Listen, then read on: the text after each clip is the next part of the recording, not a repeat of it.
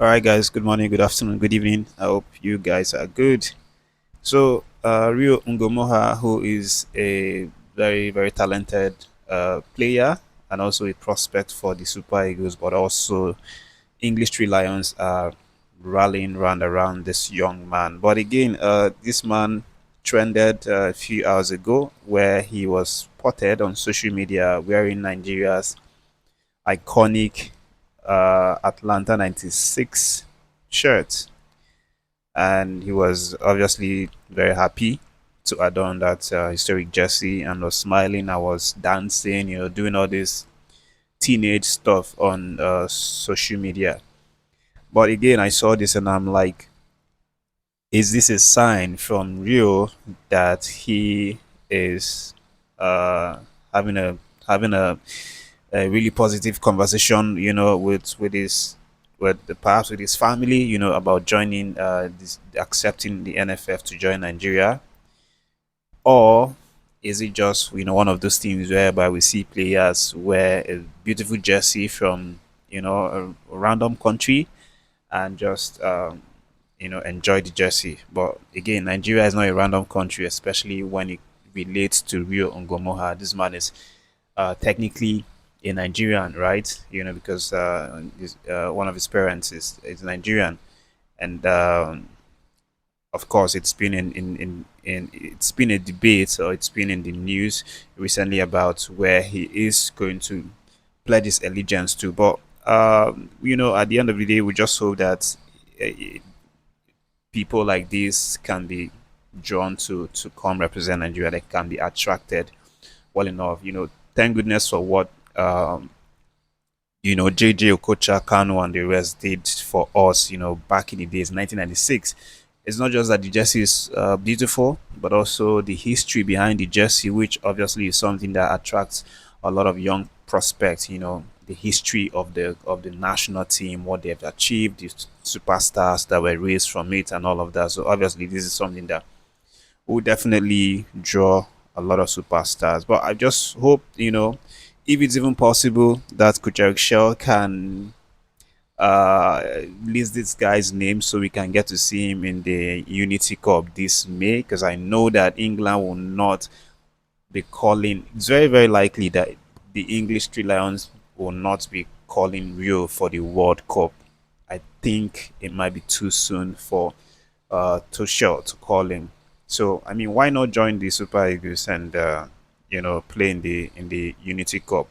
But hey, it's not as easy as I'm saying it, because obviously a lot of paperwork needs to be done. The NFF needs to do a lot of hard work, meet FIFA and all of that for this to happen. But again, do you think Rio is drifting more to his Nigerian side than his English Three Lion side? Just by wearing this jersey. But moving on, guys, Maduka Okoye is finally free right now. He has been freed, declared free forever. In the betting scandal court case that was ongoing, for several months right now. I'm sure you guys still recall Maduka had a case that he was obviously banned as a result, because of a betting scandal that has now been ruled out of court. That it's now been thrown out of court.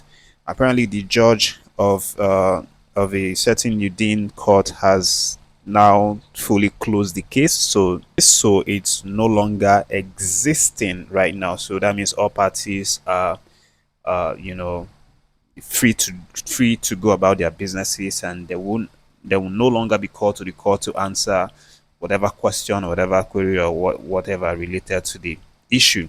So that means Maduka is free right now. The judge, who goes by the name Paulo Loretti, has made this known, and it was captured by a certain Udinese-based newspaper called Massagero Veneto, and obviously case closed right now. So Maduka can now focus on his great performances, on the football pitch with the Udinese team. He's been absolutely brilliant this season, especially in the last couple of weeks.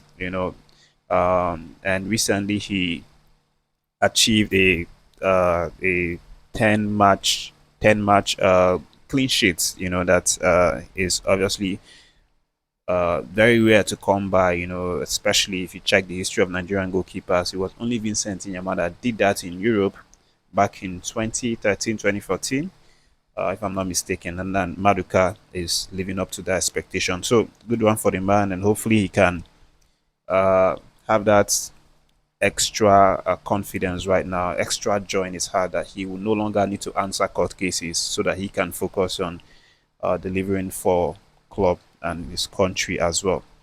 But moving on, guys, let's talk about one ex international right now who has come out to blast Nigeria as a whole, and our footballing culture. Talking about how we do not take things seriously, and how we uh, our maintenance culture has been very poor over the years, for many years, even during his playing days. I'm talking about Obina Nsofo. Recently, he had a conversation with Real FM, and he spoke a lot about a lot of things. Talked about Osime, which I'll probably be letting you guys know what he said in the next video or so. But again, just wanted to focus on what he said here about the maintenance culture, the poor maintenance culture in Nigeria, and the NFF, the country, how they are not taking sports seriously, and how this is obviously affecting Nigeria as a whole, and also the team, the national team. So, so far in his what he said, the fact is that it's been a very long time since Nigeria as a country had the opportunity to host any major tournament. The last one we hosted was in 2000. We all know the situation we have in Nigeria as a country in terms of infrastructure. The standard of the stadiums are not at the level required to host a major CAF tournament, and that's the truth. Even the national team of Nigeria finds it difficult to play matches in the country. In terms of going to other states for Super Eagles games, we only have one stadium in Nigeria that is up to the standard required to host qualifying matches. It's quite unfortunate and sad. In Nigeria, there is no long term plan because we only plan for the present. We don't have a maintenance culture. So this is part of what Victor Obina and so forth. The very exciting player. If you watch him during his days, he's very strong. Has a rocket in his left foot. Plays for Inter Milan most notably. But again, if you look at what he said, it's everything he said for me. I think it's true. I think it's true. Our maintenance culture is very poor. Speaking about stadiums that is of standard, as he said, is just one, and it's just the Gospel Akpabio Stadium. This, which is why every time we have to play, whether it's World Cup qualifiers or whether it's AFCON qualifiers on our home soil, like our home matches, we would always go to the Gospel Akpabio Stadium because that's the only stadium that is up to standard, and this is quite unfortunate because a country as big as Nigeria, bigger than most of these African countries that we play against, and not just in size and in density, but also in population and basically everything, right? In talent as well. But we just have one stadium which is up to standard, and the rest have been destroyed, ruined because of lack of maintenance culture. And talking about the stadium, is even we are even lucky to have Gosi Akpabio Stadium because I think a few days ago, one of the NFF's official came out. I think it was the NFF's president came out and said that the reason we even have the Augusta Akpabio Stadium to play matches is because he was the one that personally begged the governor of the state, Akwa Ibom, to renew the maintenance fee for the stadium. I think he said it's being managed by Julius Berger. He said during that period, the governor wanted to cancel the maintenance fee, the maintenance contract, with Julius Berger, but he had to step in and he begged him that, please, you don't need to do this. You don't have to do this. Let's keep on the good work we've been doing. If you do this, then obviously it's going to be very bad because we don't even have any stadium at this point. So he pleaded with him, and reluctantly, the governor renewed it, and that is why we still have ourselves, Gospel Aquatic Stadium up to the standard to play home games. And it's really bad. It's really bad, and especially when you look at the fact that we don't even have plans to actually maybe build a new one or bring an old one back to the standard, maybe like the Abuja Stadium, back to standard, so that we'll have like at least spare. So if anything goes wrong with the Augusto Akpabio Stadium, we can at least, fall back on the other one. But it's crazy that nothing like that is happening. At least nothing I know of that is happening.